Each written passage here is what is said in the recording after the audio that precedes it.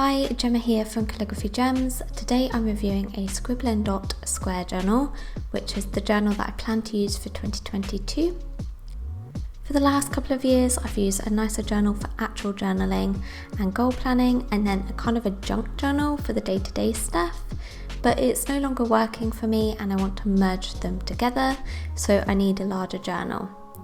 I think I'll create another video about why I want to try a square journal, but today's video is more about the journal itself. As you can see, the journal comes in a presentation box. I bought a couple of Scribble Dot journals before as gifts, and I was impressed with the presentation of their journals, and I kind of wanted one for myself, but I'd already bought my journal for the year. I think for this reason they're great as gift ideas because they're presented so nicely. I didn't even know that they were presented this way when I bought them as gifts, so it was a nice surprise. The ones I bought previously were the bee one and the sloth one.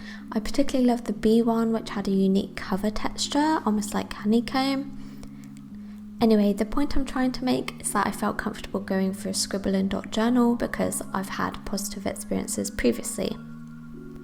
Opening the box up, you can see that it's wrapped in tissue paper, which is a really nice touch. Again, it adds to the fact that these will make a nice gift idea. You can see here that the design I've gone for is a navy cover with a gold moon pattern on the front. As I've already said, I've gone for a square journal, and lifting it out of the box, it's fairly heavy.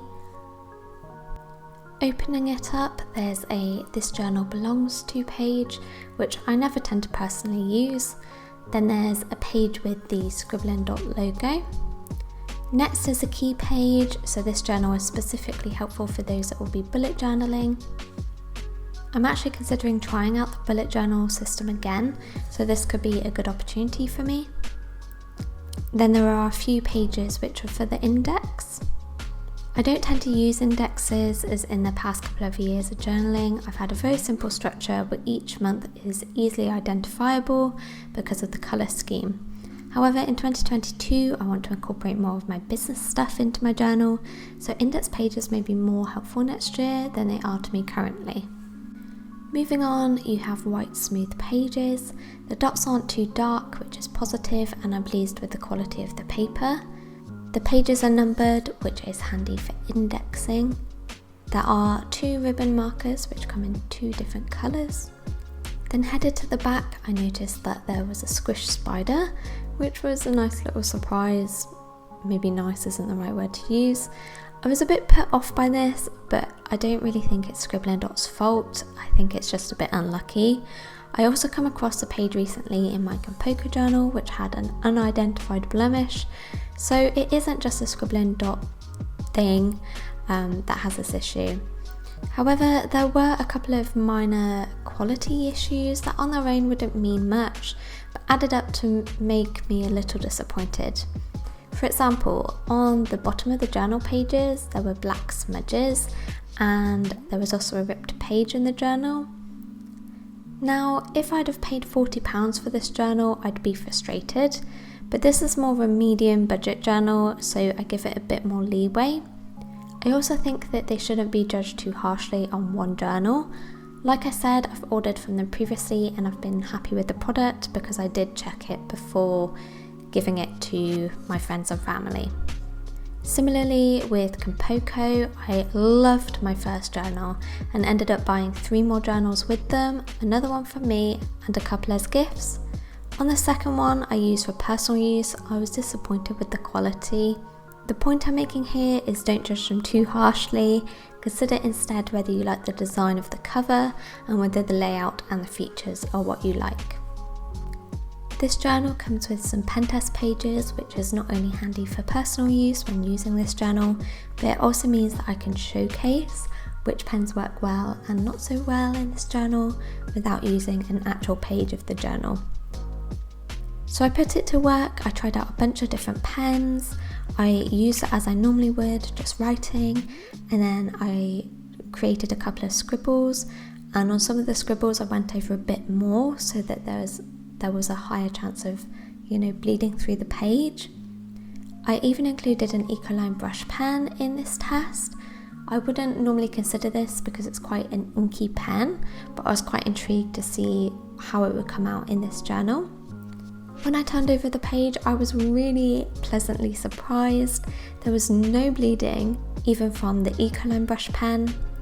And there was some ghosting when you lifted the page, but when you laid the page flat, it disappeared. And that shows that this paper is nice quality.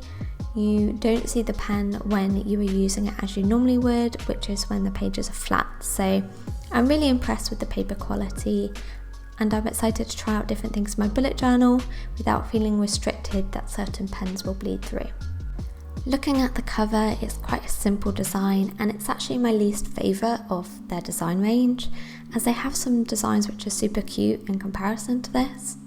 As I said earlier, they had a unique bee one, which I really loved. They had a Monstera leaf one, which I also really like. The reason why I went for this one though is because it's the only square journal that I could find outside of Archer and Olive. Archer and Olive definitely has a more interesting range in comparison to Scribble Dots, but it cost £40 and I just wasn't willing to spend that at this time. This Scribble Dot journal cost me £14, so much more reasonable. So back on track, this was the only design of square journal that I could get at a reasonable cost, but I hadn't realised it was textured, which in all honesty I think is going to be a bit annoying because stuff sticks to the cover, and I just hope that it's something that I can clean, otherwise it's going to bother me a bit. I'm also going to miss the personality of my Compoker journal, such as the outer pages and the gorgeous cover. I think I have been very spoilt by the Compoker journal in terms of design. I do have a feeling that square journals will grow in popularity over the next few years, so there will be more options available, maybe even from Scribble Dot, we'll have to see. Size-wise, you can see that it offers more space than the typical A5 size journal, which is the key reason that I'm excited to try it out in 2022. I think this space is going to make quite a bit of difference to how I plan, so I'm really excited to try it out, and I recommend that you stay tuned to see how I plan in a square journal in future videos. Okay, so I feel as though I've been a little bit negative in this review. I think there were definitely some things that disappointed me, but I do think it's great that Scribble Dot are kind of ahead of the game, in my opinion, by offering a square journal. So let me discuss the reasons why I like this journal. The first is that the paper is nice and smooth and seems to be bleed and ghost proof. Their journals are reasonably priced. I describe them as a good mid-range journal. And yes, the cover may not have been particularly jazzy, but they do offer some cute journal options that you can consider if you're not fussed about going for a square journal specifically. Also, I'm sure a lot of people would like the cover I've gone for. It's a similar style that I've seen lots and lots of times. I just personally like a lot of detail, like the Compoker covers. This journal is also ideal for those that want to follow the bullet journal organisational system, as it has a key page and index pages, and the pages are numbered. To sum up, if you're looking for a square journal at a reasonable price, this one is for you. There may be the odd blemish, but it's generally a good quality journal. I'll link Scribble Dot's website down below if you want to check out their range. I hope you've enjoyed this video. If you have, consider subscribing, and thank you for watching.